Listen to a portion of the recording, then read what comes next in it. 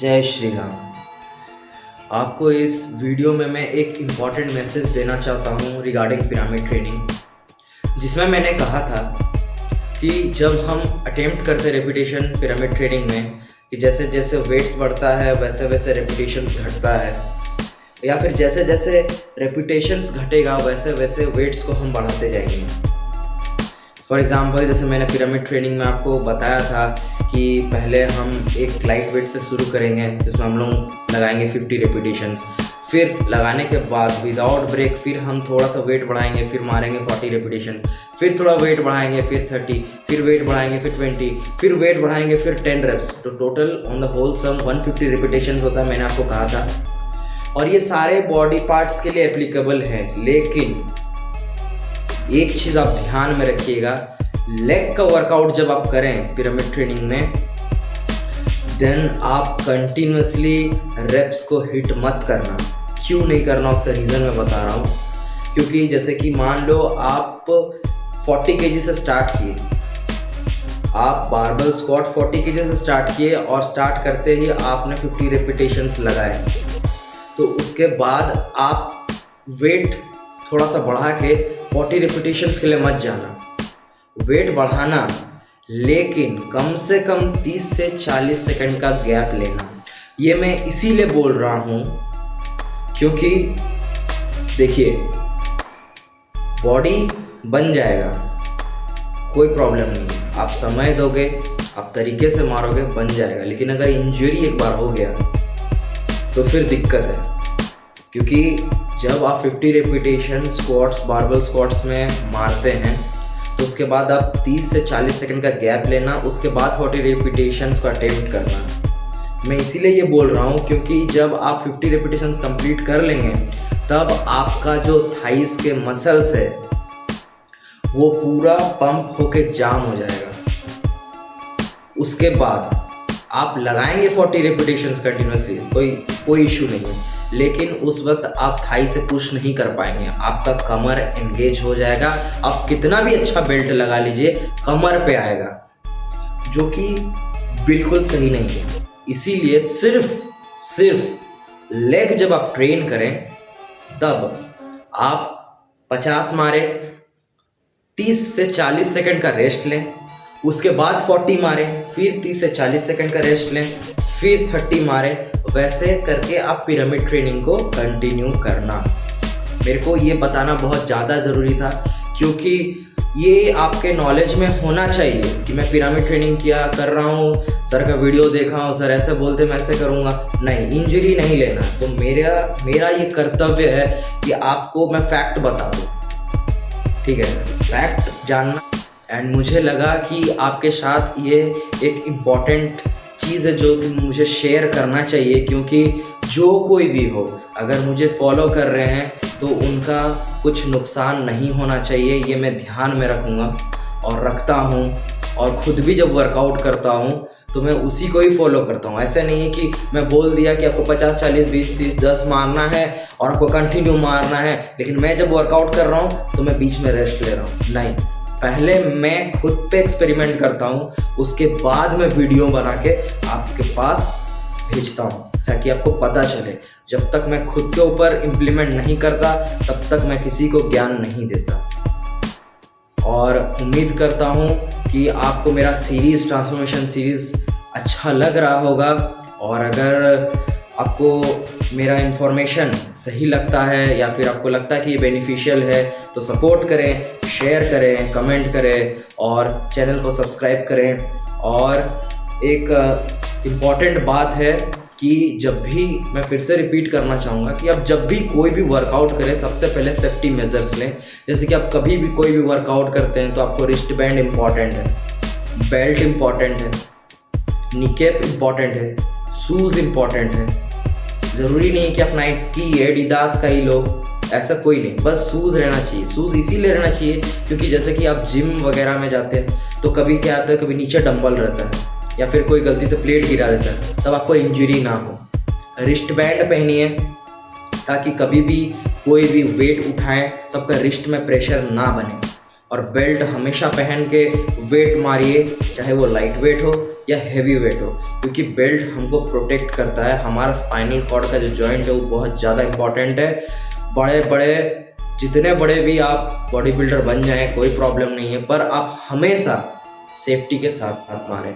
उम्मीद करता हूँ कि आपको मेरा ये वीडियो अच्छा लगेगा लेग का वर्कआउट का। और चलिए आगे देखते हैं वीडियो। जय श्री राम। जैसे कि आप यहाँ पर देख सकते हैं, मैंने अभी बारबल स्क्वाट स्टार्ट किया है, जहाँ पर मैंने 40 kg लगाया है और मैं 50 रिपीटेशंस जा रहा हूँ विदाउट ब्रेक। और आपको डीप बैठना है, 50 मारना है। इसका मतलब ये नहीं कि आप भागोगे तुरंत मार के, पूरा डीप बैठना है। उसके बाद मैंने अभी 5 kg ऐड किया है। आप इस वीडियो में देख रहे हैं कि मैं तुरंत ऐड किया और स्टार्ट कर दिया मारना, लेकिन ऐसा नहीं है। मारने के बाद मैं 30 से 40 सेकंड का गैप लिया, रेस्ट लिया और उसके बाद 40 रेपिटेशन अटेम्प्ट कर रहा हूँ। लेकिन ये सिर्फ़ और सिर्फ रेस्ट इसीलिए ले रहा हूँ क्योंकि ये लेग का वर्कआउट है। अदर देन आप अगर कोई दूसरा मसल ट्रेन करते हो तो उसमें आप रेस्ट कम से कम लें, 1 से 2 सेकंड, दैट्स इट, उससे ज़्यादा नहीं। पर लेग में हम लेते हैं क्योंकि हमारा कमर पे आने लगेगा। जब आप हाई रेपिटेशन जाओगे तो लेग डेड होने के बाद आप जब पुश करोगे तो आपका कमर में ऑटोमेटिकली प्रेशर क्रिएट होगा। तो हमको कमर को बचा के चलना है, क्योंकि कमर सबसे ज़्यादा इम्पॉर्टेंट है, सबसे ज़्यादा इम्पॉर्टेंट है। अगर कमर को इंजरी हो गया तो फिर प्रॉब्लम हो जाएगा। जब मैंने देखा कि वेट्स बढ़ रहा है तो मैंने बेल्ट लगा लिया और ये आई थिंक मैं 3rd सेट के लिए स्टार्ट कर दिया हूँ मैं। और इसमें मैं शायद 30 रेपिटेशन जाऊँगा अभी। हाँ यस, अब मैं इसमें 30 रेपिटेशन जाऊँगा।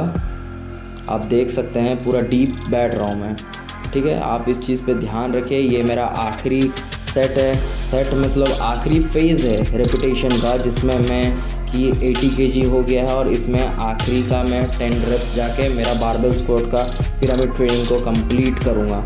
और इस ट्रेनिंग में आपको अच्छे से एग्जीक्यूट करना है। अब ऐसा नहीं है कि तुरंत हल्का बैठ गए और ठीक से हुआ नहीं, ऐसे पूरा डीप आपको 90 डिग्री बनाना है। उसके बाद उठना है ताकि आपके हैमस्ट्रिंग, ग्लूट्स और क्वाड्स तीनों अच्छे से ट्रेन हो। देन मैंने लेग प्रेस स्टार्ट किया और लेग प्रेस स्टार्ट किया मैंने 100 kg से। 100 kg में मैंने अभी आपको मैं लाइट वेट है तो 100 kg में मैं आपको 50 रेपिटेशंस मारूंगा। और जब मैंने जैसे आपको बताया था, जब भी वेट लाइट हो तो हम कोशिश करते हैं कि आइसोलेशन मूवमेंट में पर्टिकुलर मसल को ज़्यादा से ज़्यादा हम प्रेशर दे पाएँ। एक बार वो डेड होने के बाद हम धीरे धीरे फिर कंपाउंड मूवमेंट उसमें ऐड करते जाते हैं, क्योंकि बिना कंपाउंड मूवमेंट के आप 100% तोड़ नहीं सकते अपने मसल को। तो इसीलिए हमको प्रेशर क्रिएट करना पड़ता है। अभी मैंने वेट बढ़ाया है 20 kg, मतलब अभी मेरा ऑलमोस्ट 140 kg लगा हुआ, जिसमें मैं कि 40 रेपिटेशंस जाऊंगा। और ऐसा मारते मारते कभी जब पूरा पंप हो जाता है, ढकेल नहीं पाता हूँ, तो 1-2 सेकंड का गैप लेता हूँ, उसके बाद फिर कंटिन्यू करता हूँ, क्योंकि रुकना नहीं है। रुक जाने से प्रॉब्लम है। अब फिर मैंने वेट बढ़ाया, आप देख सकते हैं। उसके बाद फिर मैं जाऊंगा अभी 30 रेपिटेशंस के लिए।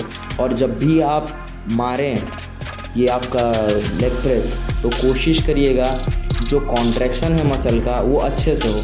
ऐसे नहीं कि बस ऊपर आप अगर ढकेल देंगे जल्दी 30 ख़त्म करना भाई, 40 ख़त्म करना है, 50 ख़त्म करना है, तब कोई फ़ायदा नहीं है, उसका कोई मतलब ही नहीं बनता। फिर आपको हर एक रेपिटेशंस को जीना है, फील करना है, महसूस करना है, आपको कनेक्ट करना है कि भाई कहाँ पर प्रेशर क्रिएट हो रहा है। हाँ होगा, आप अगर थक जा रहे हो तो 1 सेकंड का पॉज ले लो, कोई प्रॉब्लम नहीं है। लेकिन एक रेपिटेशंस को पूरा मसल्स में बीतने दो, उसको महसूस करने दो, तभी जाके मसल्स अच्छे से पंप होंगे, अच्छे से अंदर से टूटेंगे।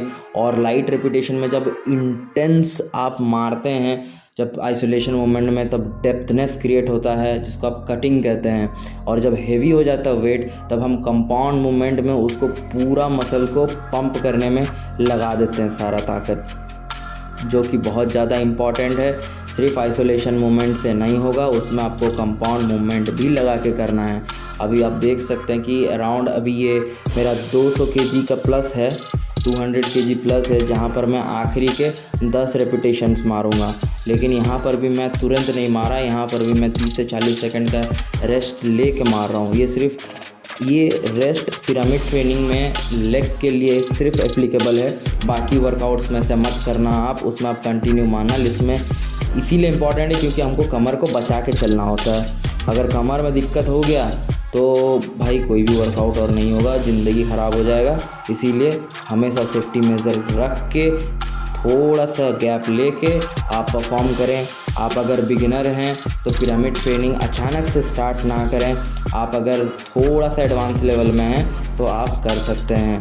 आप उसके बाद मैंने स्टार्ट किया है लेग एक्सटेंशन कल, जहाँ पर मैंने 30 kg पे प्लेट पे लगाया है पिन को, और मैं अभी मारूंगा 50 रेपिटेशंस। और आप देख सकते हैं कि मेरा मोमेंटम स्लो है और मैं कोशिश कर रहा हूँ, अभी उठ नहीं रहा है, पंप हो चुका है, फिर भी मैं कोशिश कर रहा हूँ कि पूरा प्रेशर मैं क्वाड्स पे क्रिएट कर पाऊँ, ताकि मेरा जो डेप्थनेस है वो और बेहतरीन तरीके से दिखे, विजिबल दिखे। आप अगर ठीक से देखेंगे तो मेरे कपड़े के ऊपर आप देख सकते हैं जो मेरा डेप्थनेस, जो मेरा कट्स जो दिख रहा है लेग में। और भाई पीछे हमारे नाच रहे हैं, कोई बात नहीं है, एंटरटेनमेंट होना भी ज़रूरी है।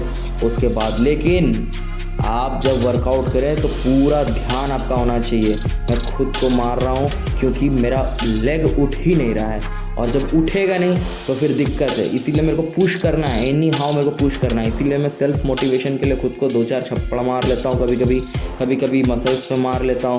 क्योंकि अगर मैं वो उतना अगर सेल्फ मोटिवेशन अगर मैं खुद को नहीं दूंगा तो 150 इतना रेपिटेशन 4 वर्कआउट करने से आपका minimum 600 repetition on the whole sum हो जाता है। तो उतना चाहिए कि मैं खुद को कर पाऊँ, इसलिए मैं बस पुश करता हूँ खुद को। और वेट्स देख रहे हैं आप, पिन बढ़ते जा रहा है। उसी का हिसाब से आप अंदाज़ा लगा सकते हैं कि 50 रेपिटेशंस, 40 रेपिटेशंस, 30 रेपिटेशंस, 20 रेपिटेशंस ऐसे घटते जाता है। और आप चेहरे से ही पता लगा सकते हैं कि मेरा हालत क्या हो रहा है। और आखिरी का 10 रेपिटेशन है, मैंने सोचा कि 80 kg में लगा लेता हूँ और जितना जान है पूरा झोंक देता हूँ, ताकि अंदर से मसल पूरा टूट के बिखर जाए और वो भी बोले कि भाई आज तूने क्या किया मेरे साथ। अपार्ट फ्रॉम दिस बस कॉमेडी था, पर आप देख सकते हैं कि कितना ज़्यादा प्रेशर फील हो रहा है। और आखिरी मोमेंट में मैं थोड़ा सा कोशिश किया कि और होल्ड करके रखूं ताकि और अच्छे से प्रेशर पड़े क्वाड्स पे मेरे। उसके बाद मैंने डंबल से RDL मारना चालू किया, जहां पर कि मैंने हैमस्ट्रिंग को ट्रेन किया। ये बहुत ज़्यादा इम्पॉर्टेंट है। आप इसको डंबल से परफॉर्म कर सकते हैं, आप इसको बार से भी परफॉर्म कर सकते हैं, जैसा आपको कन्वीनियंट लगे। मुझे अच्छा लगता है डंबल से इसीलिए। और इसमें मैंने पिरामिड ट्रेनिंग नहीं किया, इसमें मैंने पर्टिकुलर वेट लिया 15 kg का और 20 रेपिटेशंस के 5 सेट लगाए, क्योंकि और मेरा पैर में जान ही नहीं बचा था कि भाई मैं दोबारा फिर से 150 रेपिटेशन मारूँ पिरामिड ट्रेनिंग का। मैं ये नहीं बोलता कि मैं मार रहा हूँ, मैं मार लिया, नहीं, मैं पहले खुद पे टेस्ट करता हूँ, जो सही होता है और जो मुझे लगता है आपके साथ शेयर करना चाहिए मैं उसी को बताता हूँ। मैं ऐसे नहीं बोलता कि हाँ मैंने बोल दिया तो मैं पिरामिड ट्रेनिंग सब में ख़त्म कर दिया, ऐसा कुछ नहीं है भाई। मेरा भी बहुत ज़्यादा तकलीफ़ होता है लेग में। और आप ये देख सकते हैं आखिरी का जो ये मेरा लेग का जो वर्कआउट है, इसमें मैंने लंजेस मारा है। एक तो मैंने जो पहले वाला देखे आप, मैं सीधा गया, अभी मैं वाइड एंगल में जा रहा हूँ, ताकि आपकी जो इंटीरियर हैमस्ट्रिंग है और ग्लूट्स है इसमें और अच्छे से प्रेशर पड़े। इसमें भी मैंने 20 के 5 सेट मारे, इसमें भी 100 रेपिटेशंस मारे। डंबल से जो RDL किया उसमें भी मैंने 100 रेपिटेशंस मारे हैं, क्योंकि 3 वर्कआउट पिरामिड ट्रेनिंग में मेरा लेग पूरा डेड हो चुका था। तो मैंने बोला कि अब पिरामिड ट्रेनिंग मुझसे कंटिन्यू नहीं होगा, तो मैंने वर्कआउट को कंप्लीट करने के लिए वैसे किया है।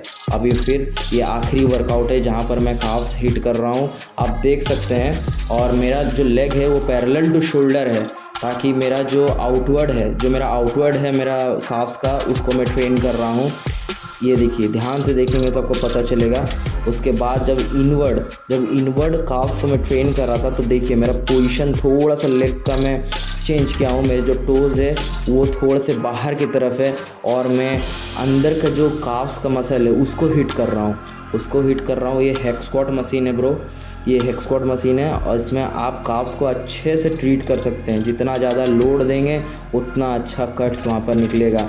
आप अगर देखेंगे तो हल्का दिख रहा है काफ्स। एक्चुअली मैं फुल पैंट पहना हूँ तो आपको पता नहीं चल रहा, पर आप अगर ध्यान से देखेंगे तो आपको पता चलेगा एक मूवमेंट हो रहा मसल का। उसके बाद फिर मैंने जो काफ्स का पर्टिकुलर जो मशीन होता है उसमें मैंने 20 kg का प्लेट्स लगाया और फिर मैंने काफ्स का ट्रेनिंग स्टार्ट किया। आप देख सकते हैं पुश कर रहा हूँ, खुद तो पुश कर रहा हूँ। और इसी के साथ आज हमने पूरा का पूरा लेग का वर्कआउट ख़त्म किया है। उम्मीद करता हूँ कि आपको मेरे वीडियो से जो भी इंफॉर्मेशन मिले वो आपके लिए लाभदायक हो। और अगले वीडियो तक आप अपना ख्याल रखिए। जय श्री राम।